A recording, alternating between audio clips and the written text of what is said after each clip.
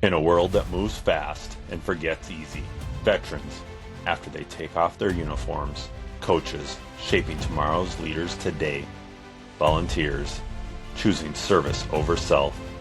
Everyone has a story, and most of them exist because they kept trying. These are the stories, so they are not forgotten. My name is Bill Lau, and this is Semper Tri, because trying beats quitting. Welcome to Semper Tri, because trying beats quitting. Last episode, we met with Ben Nelson, and now we get his hero, his older brother, as in his own words, Nick Nelson. So, Nick, how much older than Ben are you? Remind us. Shoot, Was it 4 years? 3 years, I think. Yeah. Not to put you on the spot with math. He did go to Brainerd. No, I'm just kidding. He's my younger brother, so that's all. Younger, smarter. I mean, I think Ben even said better looking. Smarter, but he joined the Marines.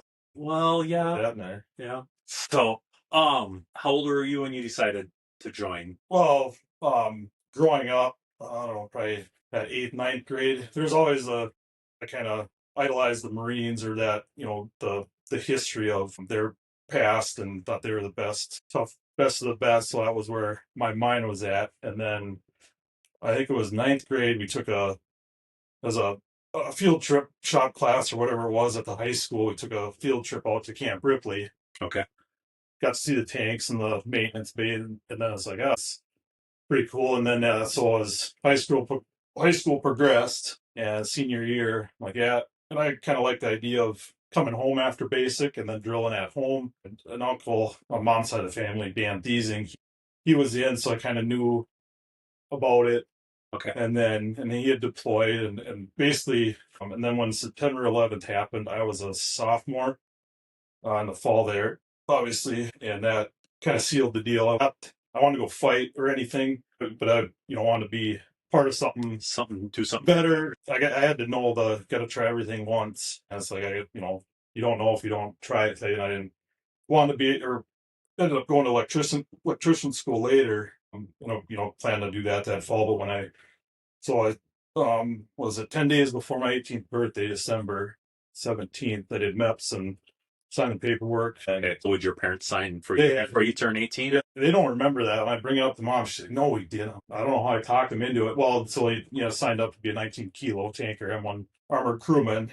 And, I kind of sold them on, we'll never deploy on tanks and whatever. I don't remember what I said, but they did. And they were gearing up to go. We knew what was going on, and that they can reclass you, send you through basic AIT as a tanker, and that's what happened. So I was in, and I drilled with Alpha Company in Wadena, and they back then you could, before you even went to basic, you could go to your home station and drill with them on the weekends and learn about everything, tank training stuff at home station, and then even at Ripley.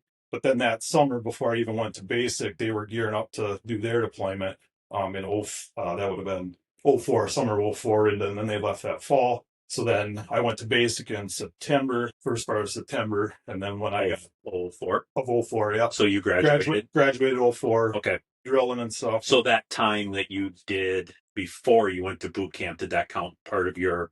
What was it, like an 8-year commitment? I think so. Yeah, it was 6 and 2. No, okay.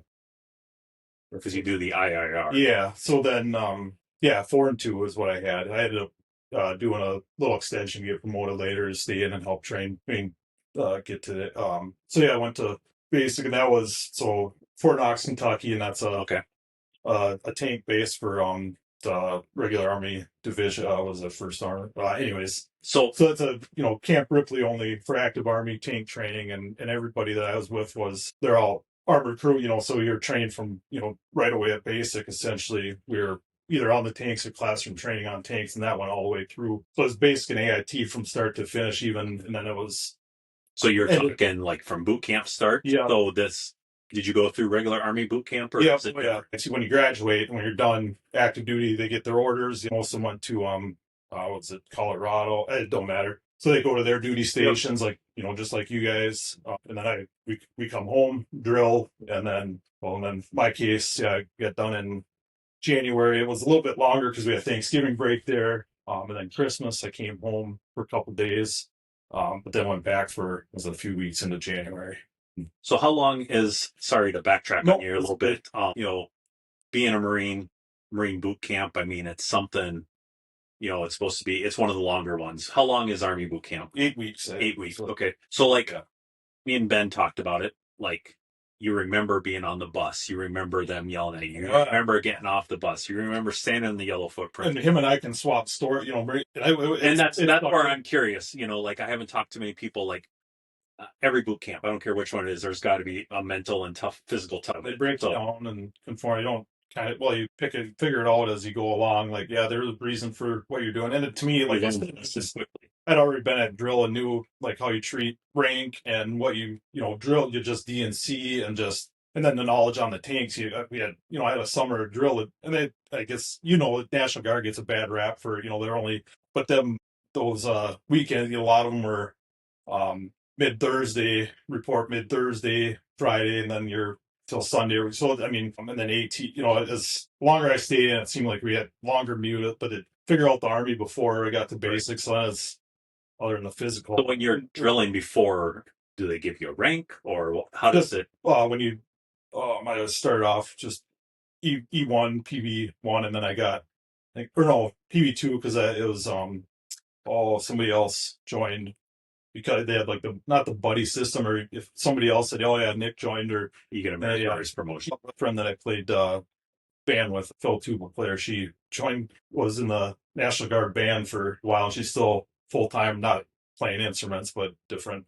That's how I got each going into basics. That kind of, not that it matters as far as how everybody else treated, but a little bit extra pay. Yeah. And so then you end up a month, when you kind of got your shit together, you go into basic. Well, then the drill sergeants pick that up right away. So then you end up leadership roles right away, and then you're the first one to get your ass handed. I was going to say, if you're in the Marines, you have to push up. But then I was a few weeks in, and drill sergeant wanted squad leaders, platoon leader in his office. I remember whatever he was ripping on us about or what needed to be done. He looks at me, he's like, "The fuck are you?" Nelson drill sergeant. He's like, "Good job." Basically being unseen or not unseen, but not drawing attention between whether it was my squad or what was going on. He's like, "Good job. You're not a problem." But then he's go push or go get right. Like I haven't seen you enough ball or their work, but I don't know. It was fun, right? I don't know. It's memories at least, and it's over with. And so it tried to fly under the radar. I know Ben was saying he flew under the radar, and I told Ben, I can tell you if the audience has already heard it, I didn't fly under the radar. I was the tallest person in my platoon, which platoon I joined. Was the tallest ones. Yeah. All right. So you got through. Drill. Got home, and then does the Army do any sort of, like in the Marine Corps, we do like basic rifleman training, combat training. Every Marine's a basic rifleman. I know that's a little different in the other services, but I mean, is your rifle qual, you do that in boot camp? Is that your only rifle qual? Do you do anything after besides the yearly? Other than everything's the same, and then we got a pistol qual because our sidearm in the tanks is the 9mm, so you do 9mm range pistol qual. That's obviously basic rifle. Then you got to be on the 50 cal. That's on the top of the tank, or a crew serve, M40 machine gun, whether it's the coax that's in next to the main gun, and then coax on the loader station. So all that stuff, fall ranges. So that's, that was part of, having that AIT all the way through. So you're lugging 50 cals and doing all sorts of fun ranges, and then along with the regular M4s and grenades and all them fun. Nothing cooler than just M4 grenade launcher. And so, then after basically, so when I got home, I had to report to Alpha Company on Wandina, and right away those guys were all gone. So then everybody that was coming back, as in gone, they were deployed. Yeah, they went Fort Dix is where they trained up, and then they were I shouldn't even. They're in Iraq. I don't details of what they did. And they were basically 05. There's kind of a transition period, with Iraq. With the push the main force right away, however many months that was, and then there's kind of a lull period, or not a lull, but when stuff was kind of changing when Alpha Company was there, and then by the time we got there so I rewind. So then that summer, got back from basic, got with Charlie Company and Sauk Center. So then that's who I started drilling with. And we did that first summer, we did a tank gunnery at Ripley. We had 4 platoons. Each platoon's got 4 crews. So 4 tanks a crew, 4 tanks a platoon, driver, loader, gunner, and driver, loader, TC tank commander drive. So then I started out as a driver loader. It's interchangeable. You're trained on both, and it depends on rock paper scissors or whoever higher ups decide, oh, you're better here. And y'all do the same. Y'all got to bore sight the gun together. All the maintenance is all done together. You're all, loader driver. You're the same. E1, E2, E3. Your gunners. That E4, usually E4 or E5 sergeant, and then your TC would be your, like a platoon sergeant, lieutenant, or your platoon leader, and then like a E6. So that's kind of how it breaks down. Yeah, usually a sergeant as your gunner. So yeah, like I said, you do all your maintenance together and figure, the shooting or the fun part only lasts, not, your maintenance and all your work beforehand is 99%. And then we do like a lot of our drills were in Ripley because that's where our tanks are, where the simulators What are. tanks were these? The M1A1s, and I think we got, or A2s, M1A2s, I believe. Okay, and those are the ones that shine during Desert Storm. Oh, yeah. And then we still use them in the first, back in the night, when they switched from the M60s, the Vietnam era, and then, but it's basically the same shape and style, but then they just keep adding technology, better rounds, bigger main gun. So it's like I've seen on TV, I know nothing about tanks. I've seen on TV these things doing like 60 miles an hour across rough terrain. What's the ride like in that?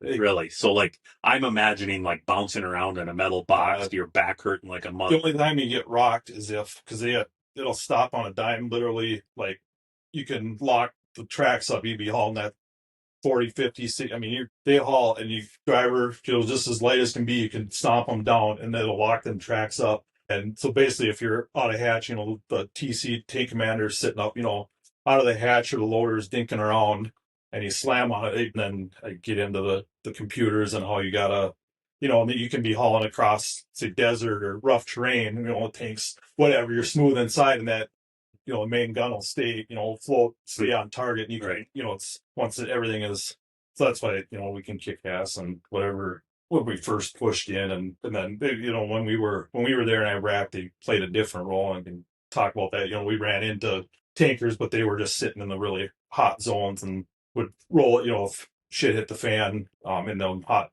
outside of where they were, they'd roll up and call them the fun stoppers, because you are mobilized, or we got put on orders at June of 2005, and then trained up and left for Camp Shelby, Mississippi in September, and then spent, like I said, I trained on everything and anything from detainee ops to what we ended up doing, convoy escort. Convoy escort. You weren't driving tanks, you were just... Right, we based on Humvees, up-armored Humvees. So it was kind of like an MOS change? Or yep, so yeah, then MOS change, and we were technically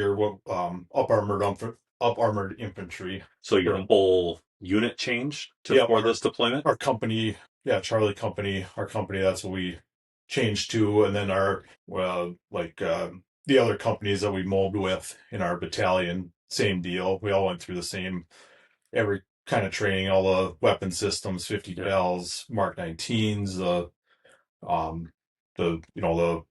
240s, and then every range pistol. We came home for Christmas. That was pretty cool. I drove buses all the way from Shelby to come up and spend time with the family for a little bit, and then back to Shelby. And then in February, we went and played war games in Fort Polk, Louisiana, and that was miserable. It was cold and wet. And then they teach you, or you work with the different helicopters, basically, so you can all work together as one, not just your company unit or multi-company, just more big picture stuff.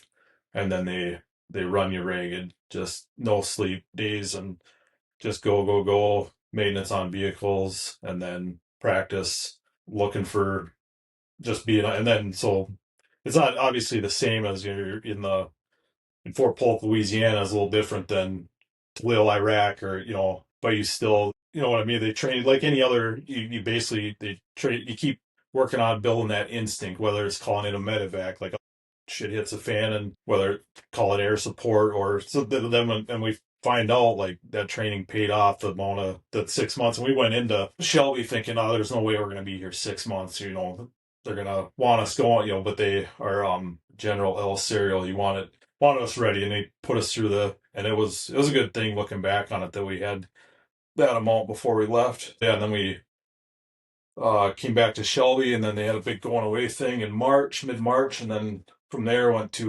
flew bumps over to Iraq, Maine, and then So different stops, and then spent I think it was a couple weeks in Kuwait, acclimating to the weather because it's hotter than hell, literally in Kuwait that time. It was starting to really get cooking, and then Talil. So yeah, a couple weeks in Kuwait, getting acclimated, doing some more training on trucks, just still keeping on top of us. And then we went into Talil Air Force Base, right by Al Nazariya, I think is how you see it. Southern part of Iraq, Air Force Base, but it was all us Army guys taking convoys north from our base to So northern did Iraq. you leave somebody when you got Yeah, there? it was yes, it was a National Guard unit out of Georgia. I don't remember their call sign or what unit it was, but they're out of Georgia.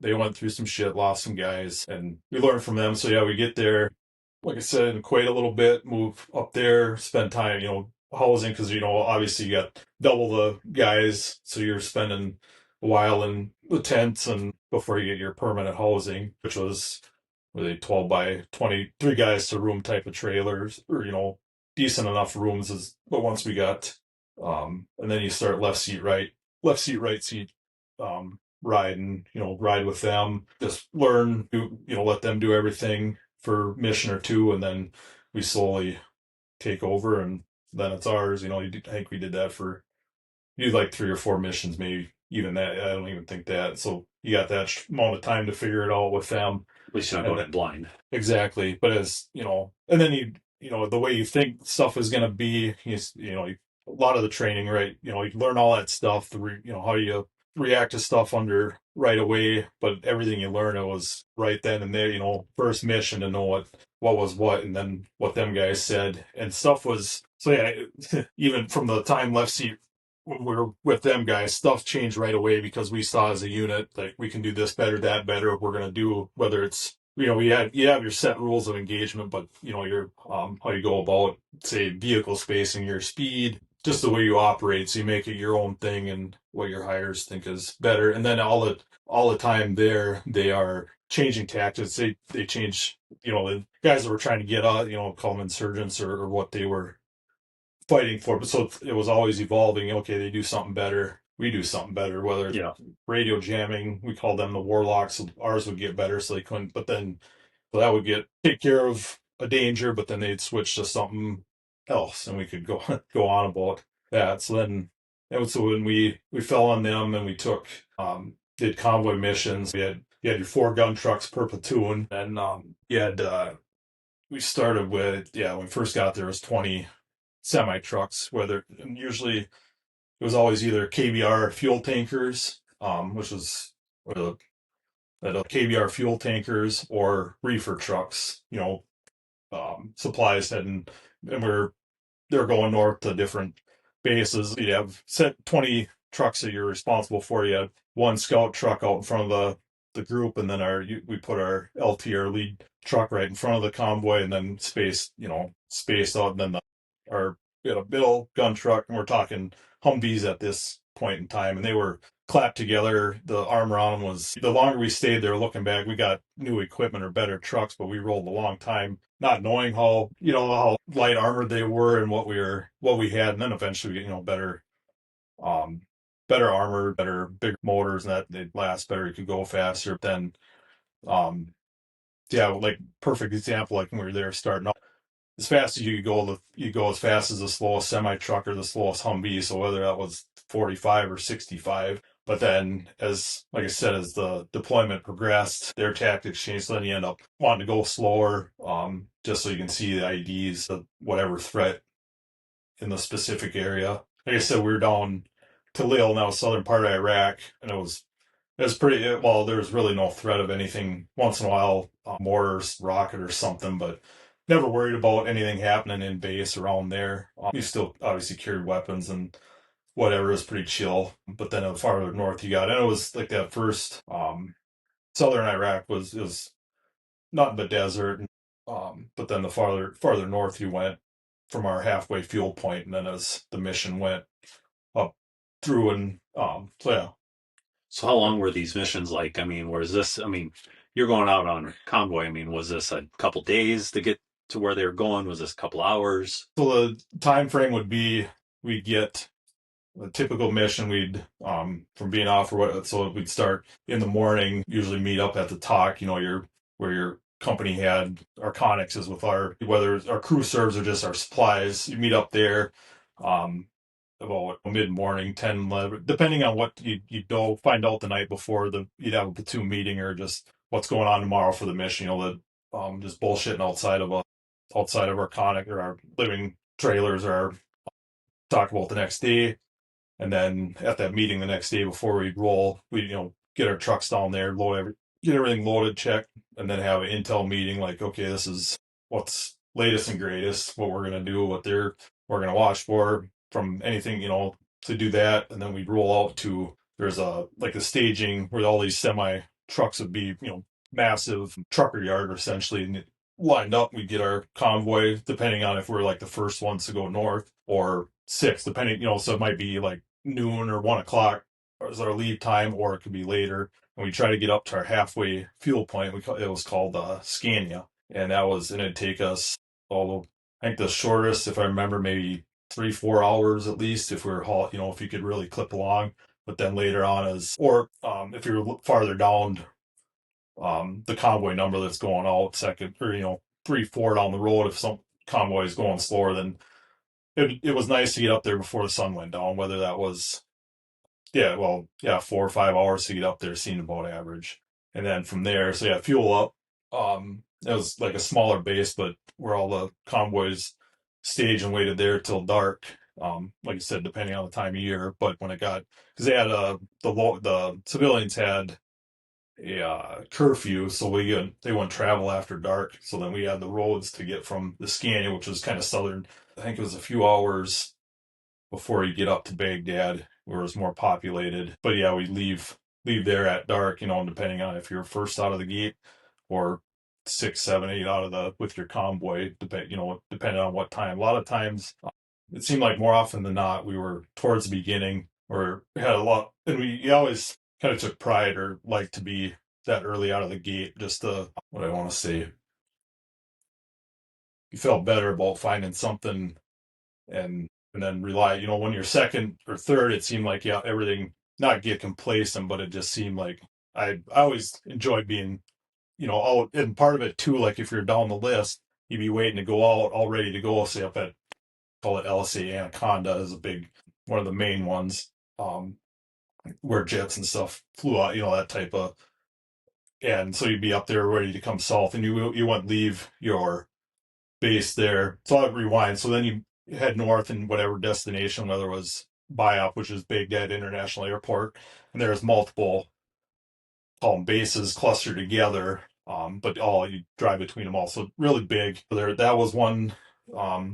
We'd go to Taji, LSA Anaconda, farther north out of Baghdad, and then there's some other little ones but those were the main. There's 3, 4 that were our main go-to. So you get there, if everything went good, it'd be 1, 2 in the morning, roughly. It always seemed about that time, if not a little bit later. But if we get hit or a convoy in front of us got hit and then you're backed up, so then that adds into, or if you got to wait you get IED or find one, you got to wait for EOD, call that in, and the time they get there and clear it. I mean, but most of the time, there's a hand out of all the missions, I think there's maybe 3, 4. I think I remember going in one of the farther bases north, getting there or trying to get there, but as the sun was coming up, and then the civilians come out of the woodwork. Obviously, traffic just no different than rush hour in the cities. In here, they're just different scenery, but everybody's got something to do and places to go. So then your main roads, we're talking, 4-lane highway, main roads, but then they get filled up, and so the goal is to not be out when it's daylight and get stuck in traffic. So then, you leave up north when the sun went down and come south, hit that halfway point, Scania again, fuel up, and then decide from there whether we stay and sleep for a few hours, or I call it turn and burn, fuel up and go. We had, depending on how the night was, getting to that point, if we got hit or engagement or whatever, and how a lot of times we get there and need to rest or sleep, but that meant staying there till the sun came up, instantly get hot, and then not leaving and going back to DeLille till like 10 o'clock noon, and that's the hottest point in the day, and that sucked. So the bad, so you get so you got to Scania, halfway point, and it's like, no, we don't want to. You just want to get home or back to Toledo, so you just go, and it sucked because you're trying to stay awake. But it was, for the most part, it was chill. South is, like I said, more desert, more open, not very little You're running populated. back with your same 20 trucks Empty trucks. Yep. Either whether fuel trucks or the cargo, Whatever. yeah, whether it was reefers or whatever they're hauling. So when the KBR fuel tankers, there was three. There's the front tanker, and I think the middle one sometimes, and the bobtail were Americans are hired by KBR, so they're like regular badass truck drivers, so it was cool because we could communicate with them, so the rest of the truck drivers, the KBR guys were TCNs, third world nationals, so like Pakistanians, some Iraqis, some looking, just making money going, doing that. And then the reefer convoys, those were all TCNs, third world nationals, or that were hired.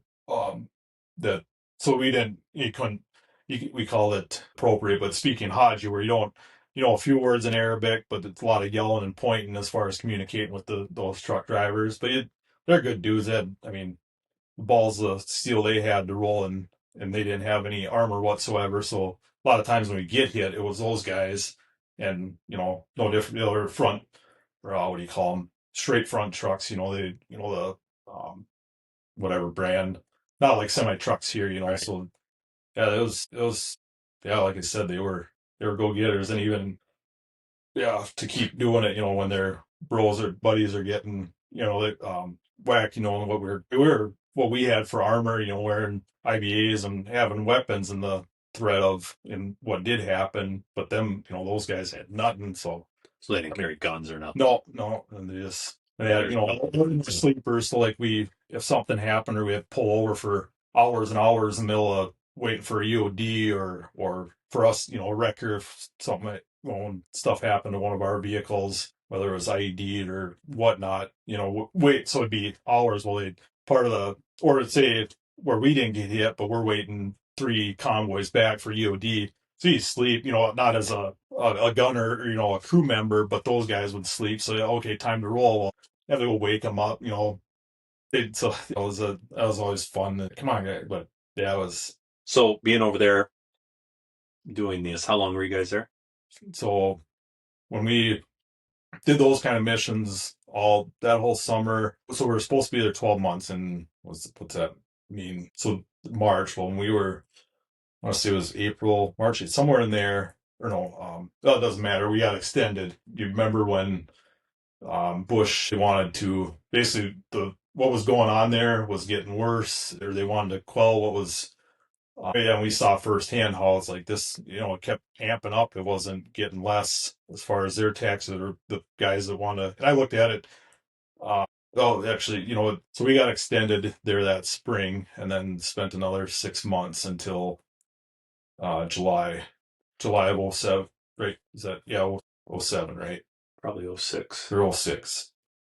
So yeah, and then stayed another 6 months, and then got home and demobbed in. So about 18 months over there. Yeah. So, and then this was straight. Yeah, I came home the fall during Thanksgiving, or for a week there. Came home, and so that was cool. And then did an R&R leave in Qatar. So you could pick where you want to go for your. Some guys went to Australia. Or no, that was so Qatar. I think everybody got a chance to go there, and then what you did there was kind of up to you. That was nice, relaxed. It was Qatar. Or Qatar. Just yeah. I don't know. I always call it Qatar when I was there, but apparently now it's Qatar. I don't know. So another little oil rich country down there. Really nice desert. It felt weird being bussing around there. It kind of looked the same as Iraq, but it was cool. I went. There was a fancy golf club there, or course. I went and golfed, and it was weird to see green grass. Realize how much especially me as a farmer, how much you love trees and green and stuff growing. And so yeah, that was fun. And All right. Thank you for joining me for episode 5, part 1 with Nick Nelson. We're going to release part 2 of this episode on Thursday.